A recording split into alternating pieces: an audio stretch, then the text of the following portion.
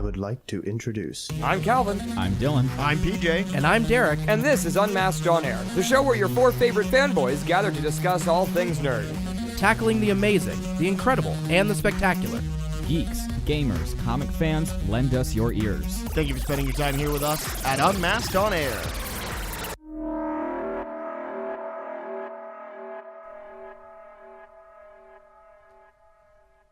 Hello and welcome back to this month's Reading Rainbow Abridged, where we, Calvin, Derek, Dylan, and I, PJ, basically abridge all of the seasons of Reading Rainbow.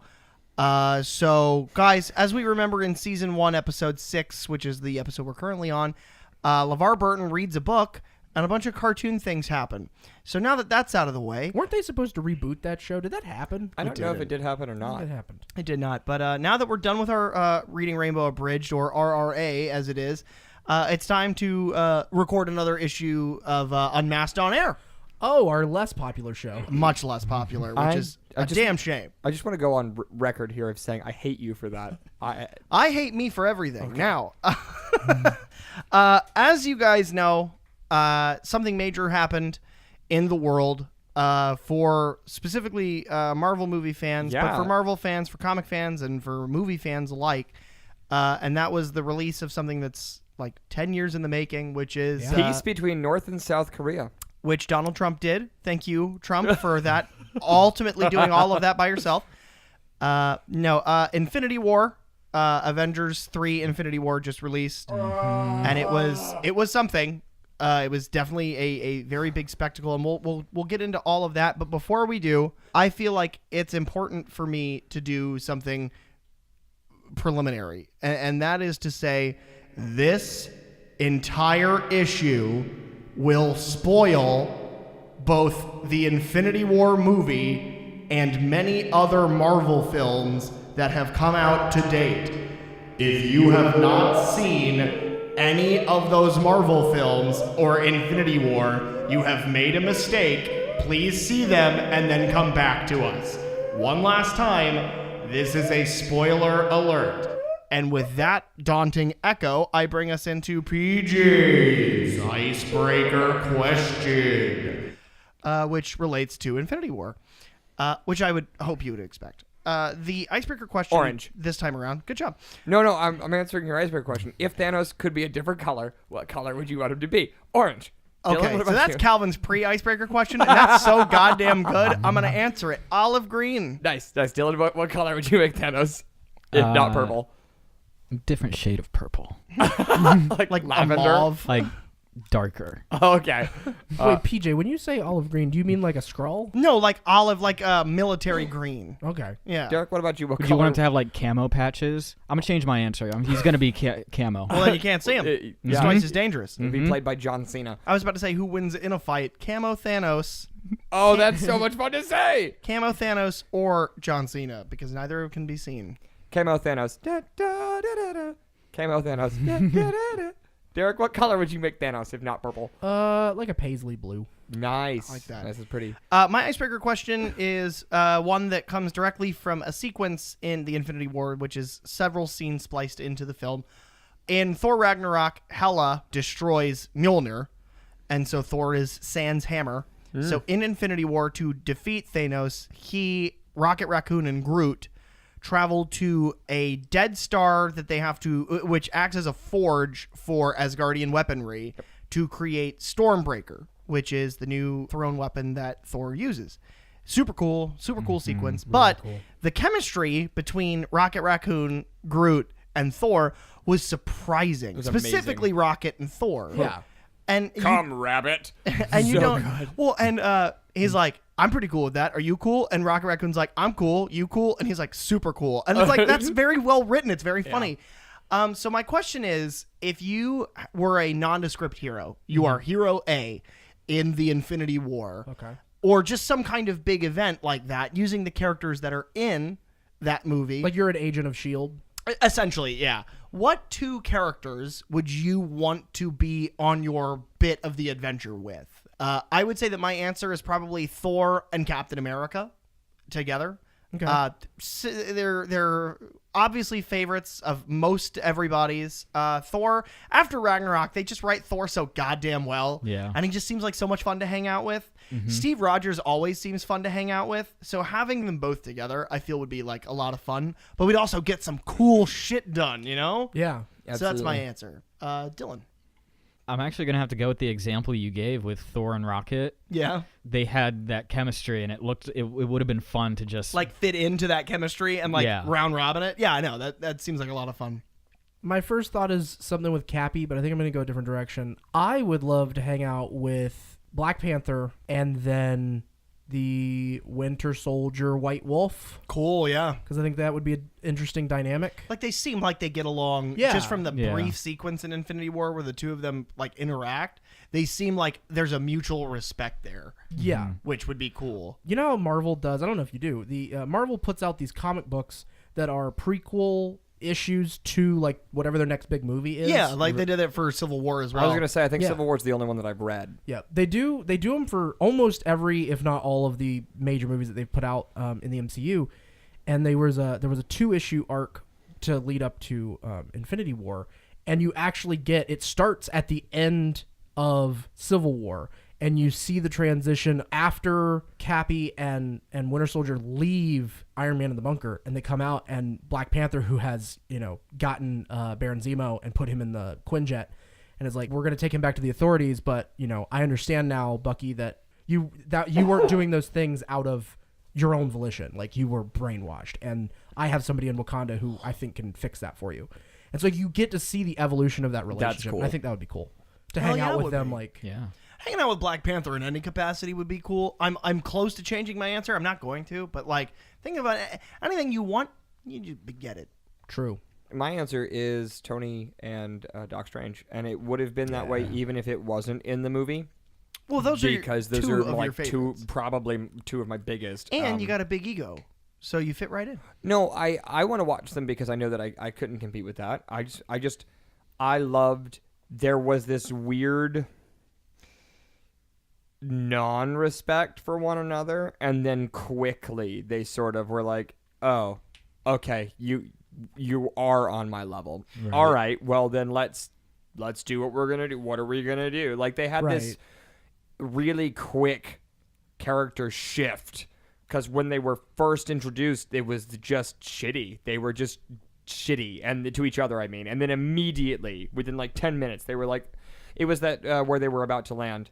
Yeah. And they had like a disagreement because Doc Strange said, we can't bring this to him, we got to go back. And then Tony was like, no, let's fight him on his fucking home. It's the only thing we got. And they kind of had a back and forth. Then he was like, oh, all right, well then, do you concur, was the line. And he's just like, yeah, I think I do. And it's like, okay, cool, like respect, it's cool. Right. Yeah, and it's such a small detail about that movie. And like I said, we'll get more into it in a minute. But it's like Tony immediately accepts that there is magic, like to that capacity, Right.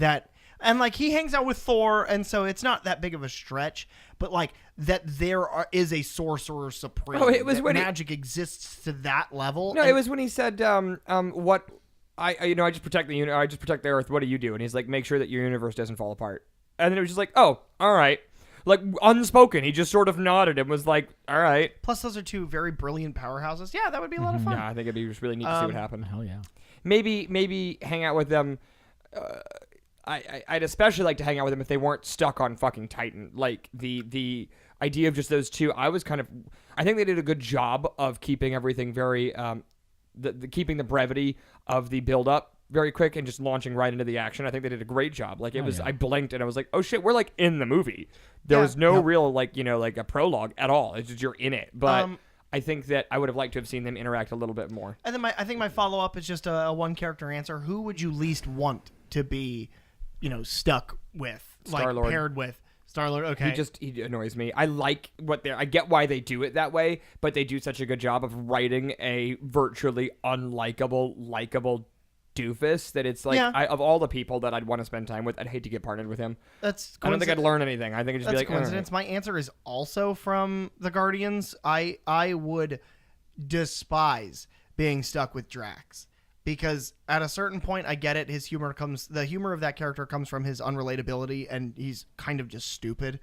But like to have to be with that for any extended period of time. Well, it's humorous when you're on the outside. Right. Yeah. It's not humorous when you're the taking the brunt of what that would be. Yeah. It's gonna have to be Drax. Yeah. Because I just imagine like spending a lot of time with him and just never being able to have a real conversation. Yeah. Derek? It's funny because mine's also a Guardian, and if I didn't go Quill, Gamora? no, I would go adolescent Groot. I was yeah. about to say, he was my other choice only because there was nothing there. Yep. Yeah. And that makes sense. It makes sense that all of our answers come from the Guardians, and the reason I say that is because they work really well as a team. But outside of that team, they are all misfits, and so it makes sense that we would. Okay, I'm going to make this real fast. That was PJ's question, so thank you very much for playing. That was very nice. You all win a prize, and that prize is studio audience you can't see because you are not here, but I'm flipping them all off right now. Oh my God, it's beautiful. Like, and the thing of it is, with your answer is like, adult Groot is a badass. Yeah. And baby Groot was adorable. Like, adorable and kind of a badass. Yeah. Teen Groot, like, it was a thing of like, oh, I don't want to be a badass. And it was like, Yeah. I liked it for the film. I thought it applied for the film. And then when he finally did, like, He had his moment. Well, there's that moment where he does the thing with Stormbreaker, but there's also the moment where they're kind of trying to catch Cappy up. And he's like, this is the talking tree. Yes, And he turns and yes. he's like, I am Groot. But he's got like 4 dudes impaled on long arms that are just dead. Yeah. And it's like, oh no, he's kicking ass again. Okay, cool. Like, Which we're back. leads to my favorite Captain America line of that entire movie. I know it's not his best line, but it's my favorite. I am Groot. I am Steve Rogers, because it's like he never even questioned, because he's such a pure person. He's like, oh, you're alive? Respect. I will respect you. Captain America's so Not pure. only that, but like, how would he have any idea that that's all he says? right. He doesn't realize that he's saying, he could have been saying any number of things. He just, to him, he's introducing himself. And I thought it was really kind of cute the way he was just like, oh, and I'm Steve Rogers. Hi. It's the like fish out of water meeting a bigger fish out of water. Right. Yeah, that's it for the Icebreaker. Good job, guys. I did like how I love when he you. said, I am Groot, the first time you hear him say it, they were all like, whoa, language. What? Like the whole ship was like, oh my God. Yeah. Derek, this is a big, big thing to try and talk about. Yeah, it is. You have put this into easier thought points. So will you lead us, the Stupid people. I was trying to come with something Morons. for Avengers, but yeah, Assholes. the morons. I loved that too. Will you lead us, the podcasters, into our own struggle trying to discuss the just biggest film event of our entire lifetimes? Yeah, I'll attempt that Thank you. because it really is. Time to be the captain. It's a huge undertaking, and I guess actually it's funny that you handed them over to me because I think we'll probably round robin this a little bit. I mean, it's a big story. Yeah. It's a big story. So let's take as much time as we need, and let's do a recap. Okay. Okay, PJ, you want to start us off? Yeah, so I'm going to do the recap, but I hear you telling me that I can take all my time. All the time you need. I reject that. I Oh. take that as a challenge. I'm going to do it as quickly as possible.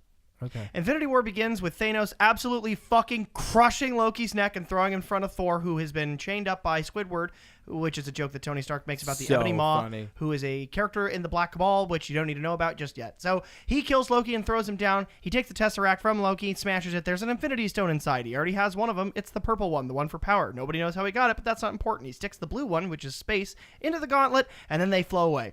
Right before Heimdall almost dies, and then he sends Bruce Banner back down to Earth, and Bruce Banner smashes into the Sanctum Sanctorum, into the staircase, and then Tony and Pepper are walking in the beautiful gardens in Manhattan, and then Doctor Strange pops out and says, hey, I need you. And he's like, what the fuck are you doing? And he's like, we need you. And he's like, what do you mean we? And then Bruce Banner pops out and he's like, aye, buddy, I need your help.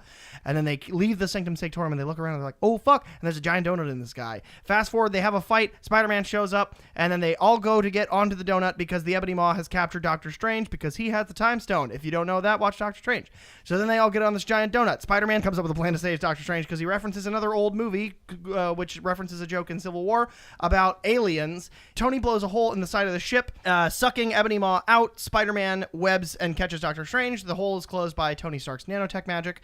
They all argue, and they decide to take the fight to Thanos on Titan, which is Thanos' homeworld. Cut to Guardians of the Galaxy. They fly, and this might be out of order. It's just mostly No, you're pretty the good. stories. You're pretty good. They cut to the Guardians of the Galaxy. Guardians of the Galaxy are flying through Asgardian space, where the vessel that they were leaving Asgard from, because Asgard was destroyed by the giant demon monster in Hela fighting in Thor Ragnarok. And they're all in the spaceship, and they're all dead, and it's all scattered because Thanos kills Loki and then destroys the ship in the beginning. So they're all floating around, and then Thor hits the windshield. They wake up Thor after Gamora kind of hits on him, and Drax insults Peter Quill's both muscle mass and intelligence. He's like a pirate, and an angel had a baby. Thor wakes up, and he's like, they killed my brother. I need to go to this place with the dwarf to make a new hammer because the old one's destroyed. And Peter Quill's like, fuck you, and Rocket Raccoon's like, that's hilarious. I want to go with you. So Thor, Rocket, and Groot all get on the escape pod and fly to this place to make the hammer.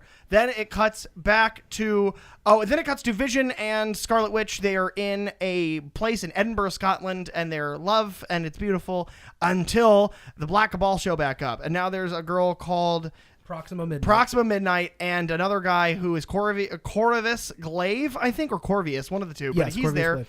And Scarlet Witch is like, we got to get you out of here, Vision, because the Corvus Glaive guy has a knife that can cut through Vision and not phase him. And he's like, I'm dying. And so they get away. And then as they're getting away, Captain America shows up with Black Widow and the Falcon. They kick the fuck out of them. And then they show up to the Avengers compound where Secretary Ross is like, arrest that man. And Captain America's like, arrest me, arrest you. And then they go away because Rhodey's like, hey, you guys are my friends still. And then they all hang out. And then they're like, we need to get Vision some help. Where do we go? I know where to go. And so they put him on a jet to Wakanda. Cut back to Guardians go to nowhere because the Collector has the Power Stone. No, the Reality Stone. And so they go, and then Gamora's like, I'm gonna fucking kill you. And so she goes to kill him, and then she does. She stabs him right in the neck, and he dies. But then it was all the Reality Stone. It was a trick, and then he's alive still. And then he captures her, and he's like, I'm gonna kill you. But earlier in the movie, Gamora had already agreed with Star-Lord that if she was captured by Thanos, that she had information that Star-Lord should kill her. So he goes to, but then bubbles come out of the gun because the Reality Stone is all powerful. And also a total thing that makes the whole movie null and void, but let's not get into that. Then he leaves with Gamora, and they're like, Gamora! And then it cuts back to Wakanda because they took the Vision to Wakanda so that sure, you could take the Mind Stone out of Vision's head. They're doing that, but then Proxima Midnight and the big fat Hulk stand-in for the bad guys, they come up to the barrier of Wakanda, and they're like, we're gonna fuck you up. And then this giant spaceship launches these pods, and all these ugly aliens come out by the thousands, and they're like banging on the walls, and they're like, holy shit, and all the Wakandan army and everybody and M'Baku are all there. I love that name, but they're all there, and they're like, oh shit, what do we do? And they're all getting around, so they open the barrier so they all funnel in, and they're all fighting, right? And it's great. And the Vision's working, has his Mind Stone being worked on, and Shuri's like, I'm gonna fix you, and the Vision's like, because he's still probably a robot way of bleeding out. And so What's Thanos doing right now? oh, Thanos, oh shit, fuck. Thanos has Gamora, and he's like, Gamora, I know you know where the Soul Stone is. Where is it, you stupid little bitch? And she's like, why would you call me that? And he's like, because I'm your dad. And she's like, oh, okay, I guess that's fair. I don't know where it is. And then he's like, oh, I have your other sister, Nebula, captured. She's also a stupid bitch. She tried to kill me, but I got her first. And he's using the powers of the stones to split her apart, and it's terrible. And Gamora cracks under the pressure and says, fine, I know where the Soul Stone is. It's on a different planet. So then they go to a different planet. And who the fuck shows up? Red Skull out of left field, So and he's awesome. a Dementor from Harry Potter, and he swoops He down and he is. mooches Thanos right on the butt, and Thanos is like, "Woo!" and he's like, "You want to know where the stone is?" Which is a terrible German accent. I'm going really fast. A soul for a soul. You have to push your daughter off the bridge, and Now he's Russian and, Schwarzenegger. but he's like, you have to kill the thing you love, and Gamora's like, ha ha ha, fuck you, Dad. You don't love anyone, and he's like, oh. It sucks, but I definitely do love you. And Gamora's like, this is a terrible way to find out! As What a he twist. throws her off the cliff, and she dies, and then he has the Soul Stone. So then he goes to Titan, where... Oh, fuck, I They skipped have- a whole bit. Okay, sorry. Yeah, they made a plan. Yeah, so after Nowhere, and after Thanos captures Gamora, Star-Lord, Mantis, Drax all get a notification that they need to meet everybody else on Titan. So they go to Titan. Meanwhile, on the spaceship where Ebony Maw has been flown out of the whole alien style, they take the spaceship and they bring it to Titan as well, where Thanos shows back up after getting the Soul Stone, and Peter Quill, Tony Stark, Peter Parker, and Drax have a quip off which no one except the audience won. And Yeah. so then they're all fighting Thanos, and they have this plan that Peter Quill came up with. It's actually a fucking good plan. real good plan. And so it ends up with they're all holding him down except for Peter and Tony, who are pulling the gauntlet off of his hand. Meanwhile, Mantis is on his head, making him disoriented. And then Peter is like, "Where's Gamora?" And Nebula's like, "He probably killed that bitch." And Thanos Peter's is like, "Yeah, that's "You're what a happened." bitch. You're a bitch, Thanos." And Thanos is like, "I am a bitch." And so then Star-Lord gets mad and becomes the least valuable player in the entire game by punching his face a bunch of times. He wakes up and basically just smacks them all to shit and then throws a moon at Tony Stark and then stabs him in the chest. Meanwhile, Doctor Strange has seen 14 million different ways the future could end up, saying that they only win in one. As Tony Stark is starting to bleed out, Doctor Strange is like, "I'll give you the stone. Just let Iron Man live," which he does, and he takes the stone, and then he disappears. And they're like, "What the fuck?" And he's like, "It had to be done. This is the end game," which is a very important line. And then it cuts back to Rocket and Thor, and they fly to this place, and they find the Dead Star, and then they're like, "What the hell? Why is it dead? The Forge hasn't been dead in a millennia." And then Peter Dinklage, who plays a giant baby-looking dwarf, because dwarves in Asgard are apparently giants, it's hilarious, has melted steel over his hands, and he's like, "Thanos killed all my friends, so I would make him this gauntlet. He killed him anyway, and he melted my hands." And Thor's like, "It's okay, you can remember how to do it." So then Thor goes out with Rocket to move the rings to start the forge, to melt the steel to make the axe, which they do, but then the handle's missing, and clumsy Peter Dinklage is like, "My handle, where is my handle?" And so Groot cuts off his own arm and sticks it in the blade to make the handle. So now Thor has his new axe. And so then it cuts back to Wakanda, and Thor shows up, and he like takes out his axe, and he's whipping them all. And then Thanos shows up. Right, so he does all that, and then Thanos shows up, and Thanos is smacking the shit out of him. But meanwhile, Scarlet Witch is trying to use her magical powers to destroy the Mind Stone because Shuri was unsuccessful of pulling it out of the head. Vision came down to the field to help fight. He got fucked up again because he is the most useless character in this movie. And so Scarlet Witch is like, "I'm gonna do the Mind Stone," and she's about to explode it. And then she does explode it, and she's crying. So Thanos is like, "Okay, I know how you feel, but it doesn't matter because there's no time like the present morn. There's no time at all." And then he uses the time stone. He pulls back time, grabs the Mind Stone out of the Vision's head, killing him immediately, sticks the Soul Stone in, smacks all the Avengers around because they all try to stop him, and then snaps his fingers. And when he snaps his fingers, everything goes white for a second, and then he's in a different plane of reality, and baby Gamora is there, and he's like, "Hey, baby Gamora," and she's like, "Did you do it?" And he's like, "Yep." And then it cuts back to Earth, where Bucky is walking towards Captain America, and he's like, "Hey, Cap, I don't feel so good." And then Bucky washes into ash, and then a bunch of them, Falcon, Spider-Man, Black Panther, almost all the Guardians. At least half of the heroes. Yeah, most of the heroes all dissolve into ash. And the movie ends with Thanos looking out over a sunset on a nondescript planet, smiling because he completed his task. And they'll return in a year. The after credits sting is that Nick Fury and Maria Hill are in an SUV, and shit is crashing around them because people are disappearing. And then they're disappearing, and Nick Fury hits a button on an old pager and then says, He disappears, the beeper falls to the ground, and it's flashing Captain Marvel's logo. We here at Unmasked On Air would like to take this opportunity to remind you that you can follow us all on social media at Unmasked On Air on all platforms, giving Patrick a moment to turn back to a normal human color. I don't feel good. Everybody. Yeah. That was something. Thanks. It took me too long. I meant to do that in a minute. Yeah, that didn't. You got I'll too speed it specific. up in post. There you go. It's going to be like, "Okay, PJ, go ahead and give it to us." Yep, absolutely. That The was... Flash would be like, But yeah, so that's basically the description. No, I of feel the like I was synopsis. just there. yeah. Thank you. It was amazing. That is fortunate. Okay, so that was a lot. Yeah. There's a lot to this movie. Mm-hmm.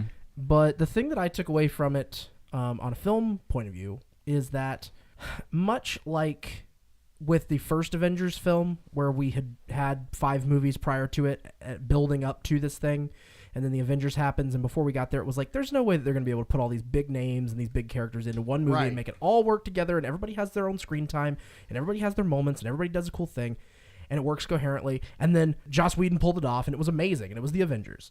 And then we've had, another 5-6 years on top of that now. Right. And we've had tons of other characters and movies that have come out. I mean, Infinity War is the 19th film in the MCU. And so 18 movies it's building off of. And there was there's no way that all of these storylines are going to come together and make any sense. And you have a villain that you haven't really done a good job of making us care or even understand who he is. Right. Or why he's important. He's just been threat A. Yes. and there's no way it's going to work. And then they did it again. Right. And I give it up for the Russo brothers. Like, they know what they're doing with Seriously. these characters. They know what they're doing with this story, this type of storytelling. Well, and to be able to handle so much story, prologue, and then build something out of it while also being able to juggle that many full-blown characters, knowing that each one needs a certain amount of stage time or we're going to be upset as fans, like, Right. they really nailed it. But it's like everybody gets, from all the different storylines and all the different character lines, you have enough screen time for everyone. Everyone gets a couple moments to shine. Absolutely. And it just feels good. It all works together, and you care about them and what's going on, and like you do feel the threat of it. And from the very beginning, like PJ kind of said at the beginning, was you don't get any buildup. It is just you were in the thick of it immediately. The movie, the surprising thing about it to me is it moved a lot faster than I expected. Because, you know, as we all kind of know, this movie originally started out as Avengers Infinity War Part 1, and then there was going to be a Part 2. And then in the middle of all that production, they said, hey, we're only calling this one Infinity War, and then the next one will be Avengers 4 or something else. Right. But we all, I kind of kept it in my mind of like, I think that's bullshit. I think that it's going to be a Part 1, Part 2. Unfortunately, I fell for that.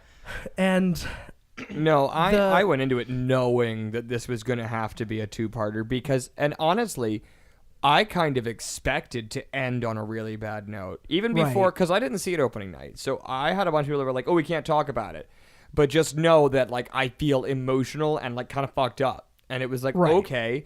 But I always kind of knew because whether you title it something else or not, if your intention is to write a two-parter, then you have to, just like episode 5 and 6 in Star Wars, you have to end on a bad note. So the next film, you can bring us all back up and Right. save the day. Like, you have to. where this one did something different than I expected with a Part 1, Part 2 is that I expected Thanos to get, you know, he already had the gauntlet because of a stinger scene on some prior movie. Right. But I figured he would get 3 of the 6, maybe 4 of the 6 And then you stones. thought he would never quite complete the gauntlet. Exactly. And then Right. and then we would get the big battle in Part 2. Well, I don't want to start talking, like, problems with the film yet, but, like... Oh, no, I'm not saying that's a problem. No, I'm saying that no. I thought that that's how it was going to work. Right, no, I'm just saying my next point would have been problems with the film, but I don't want to get there yet, not Gotcha. until you ask. So before we jump any more into that, let's talk about the MCU a little bit. Okay. And kind of how this is built up to this. I'm crazy, so whenever I did my rewatch, getting back up to Steam for Infinity War, I actually I put them in order of like what I think my favorite is to my least favorite of the MCU. Wow. But can you guys give me like your top 5 favorites? So I would say like at number 5 is probably Doctor Strange. I Okay. like that movie enough to have rewatched it, but I don't. It's not my favorite. Mhm. Probably at number 4 is Age of Ultron, almost all because of James Spader. Number 3 is probably going to be Civil War. I love that movie. It introduces 2 of the best characters that the Marvel Cinematic Universe has, Spider-Man and Black Panther.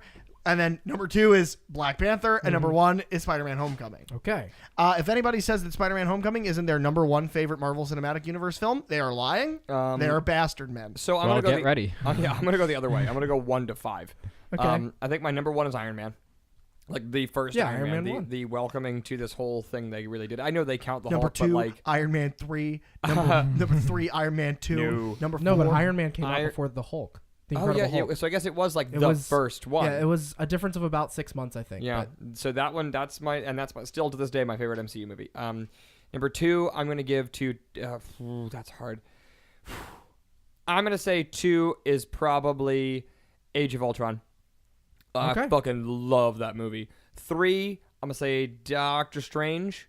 4 is Black Panther. And then I'm going to say 5 is probably Civil War. Those in that order. Those are my favorite MCU films.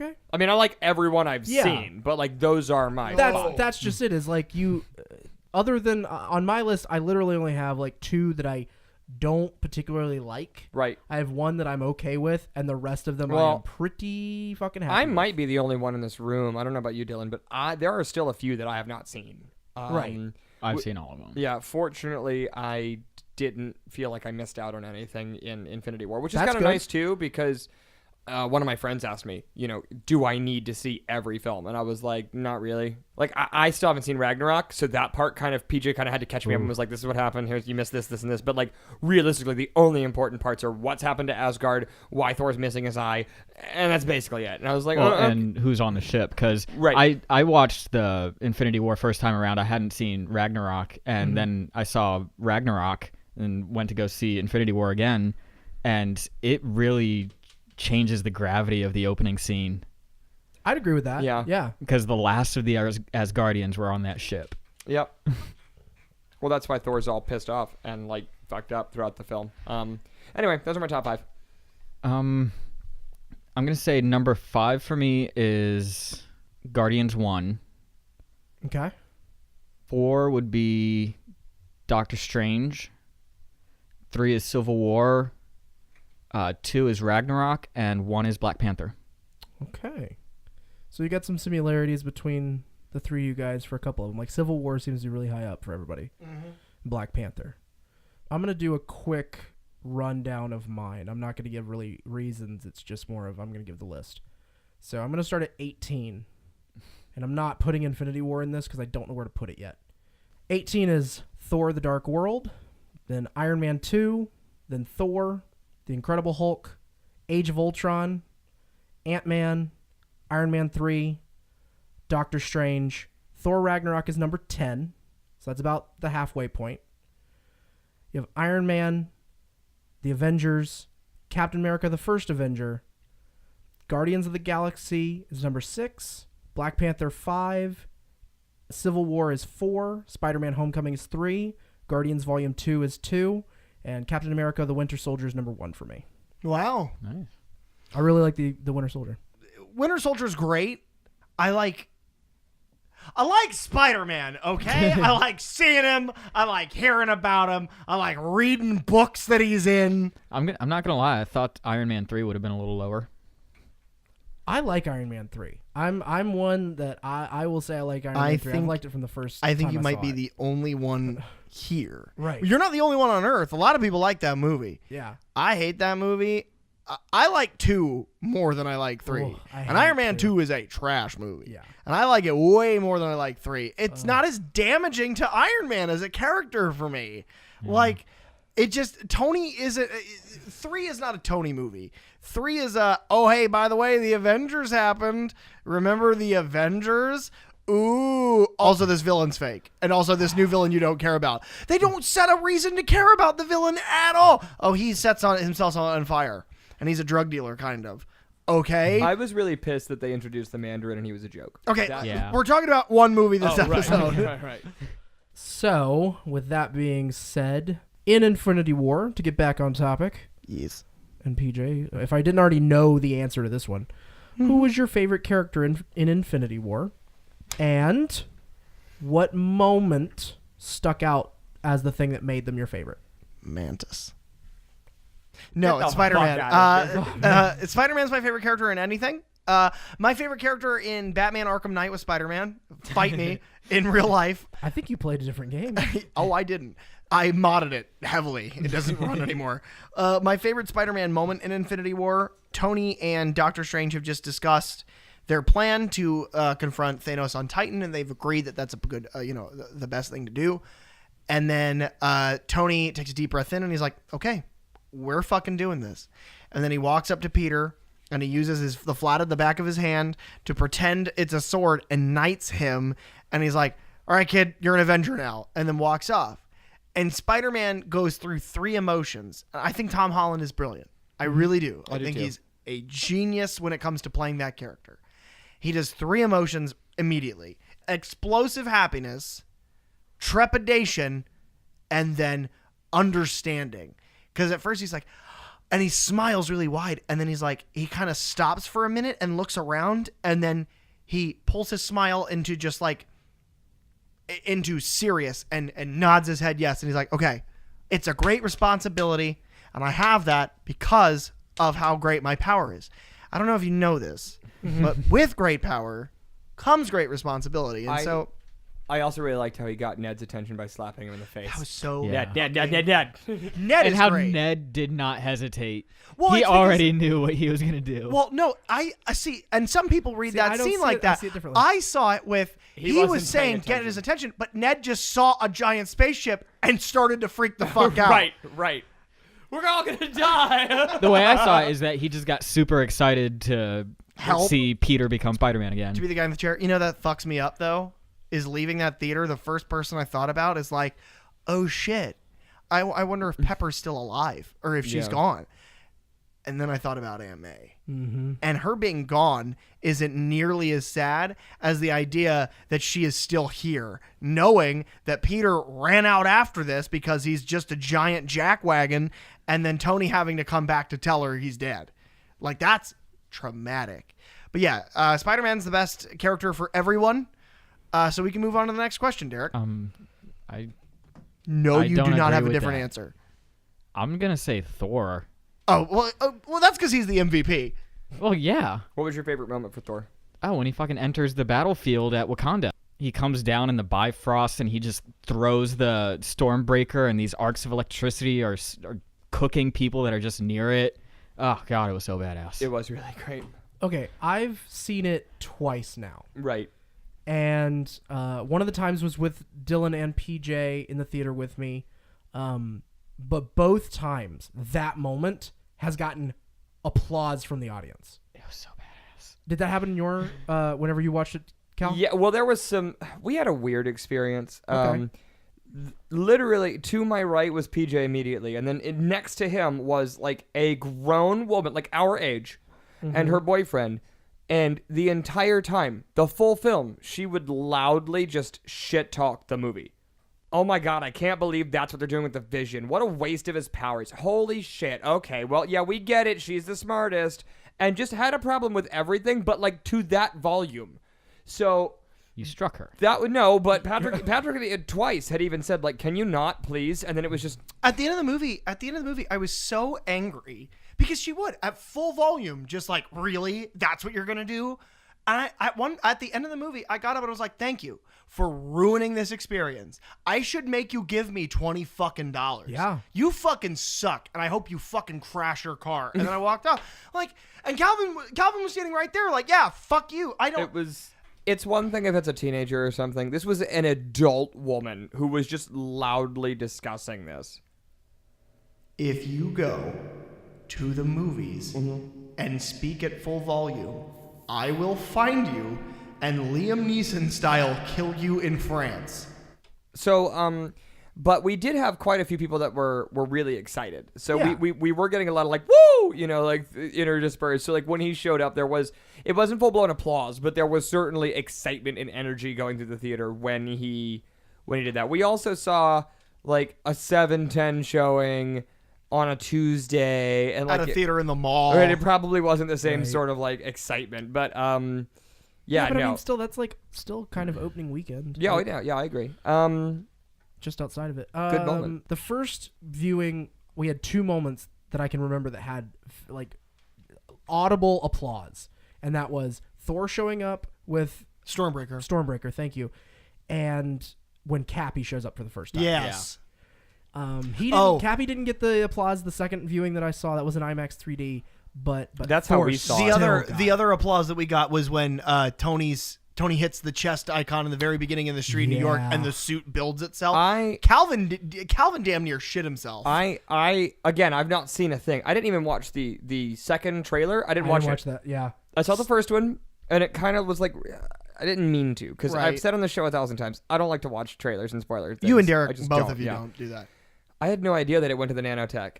And then he's just wearing this thing on his t-shirt again. And I was like, why is he wearing that? And Pepper talks about, well, if you're giving up, why are you still wearing this? And he's like, for protection, just in case, like, you never know. And then as if to prove the point, the Infinity War starts while he's standing outside. You know what I mean? Like, Right. it was kind of funny. But when it happened, the nanosuit. Okay, so my answer is obviously Iron Man was my favorite in the whole movie, because he's my favorite in every movie. I don't give a Right. shit. If he's in the movie, I love him. There were kind of two moments. The suit gets a moment, and then he gets a moment, I think. The suit moment was when he kicked the shit out of fucking Thanos. When he actually was for a moment there contending with Thanos, who had a couple of stones, and he was still... He had all of them, but time right, and he time was in mind. still contending. It was the double hammer fists that they just create, and they're like the size of his forearms with and he like rockets. cements into the ground. And then he does like a spin kick and then lands his foot on Thanos' foot, and then the suit just sort of opens up into a trap.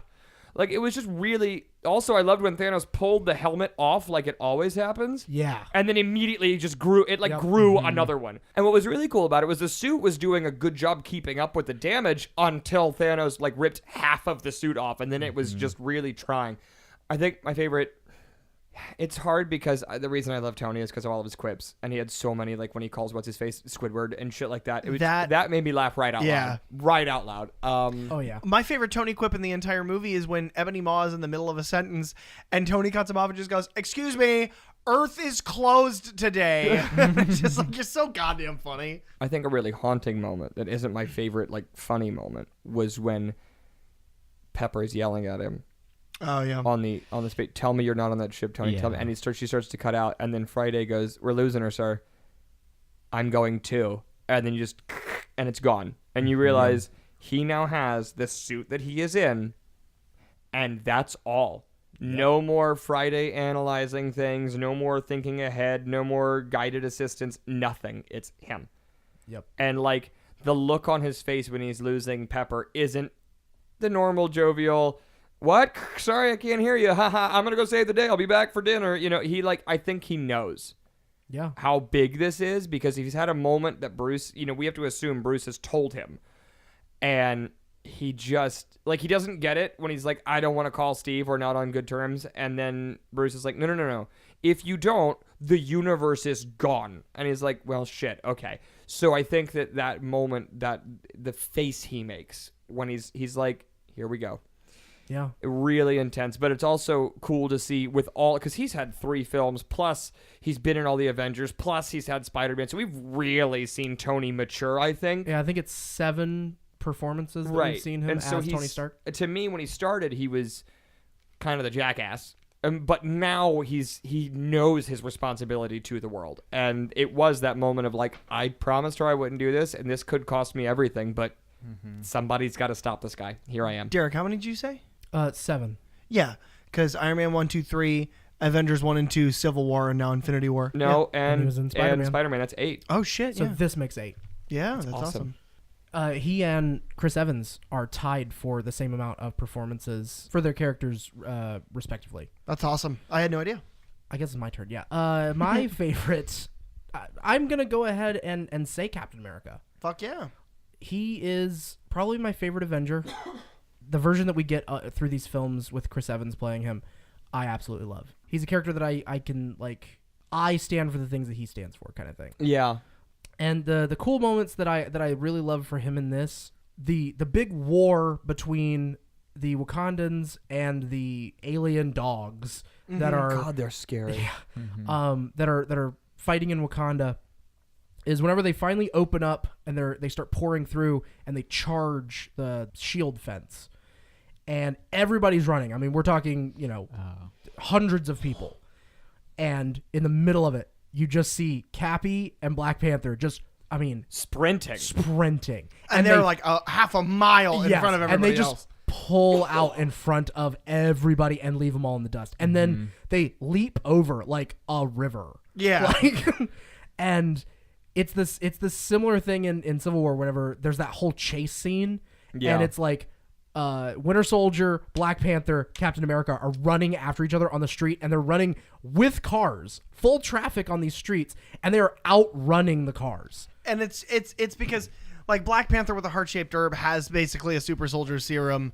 Bucky has Hydra's variant, and Cappy has our variant of that serum. So yeah, they are. I mean, and you lose that in a lot of these movies, but just moments like that make me smile. Well, it's even in the first Captain America when he outswims the submarine, because you think, oh, damn, he got away. And then he outswims it, rips him out of it, and brings him back. And you're like, he punches through the glass. Right. That's the best scene. Shit. That's the best scene in any Marvel movie, by the way, ever.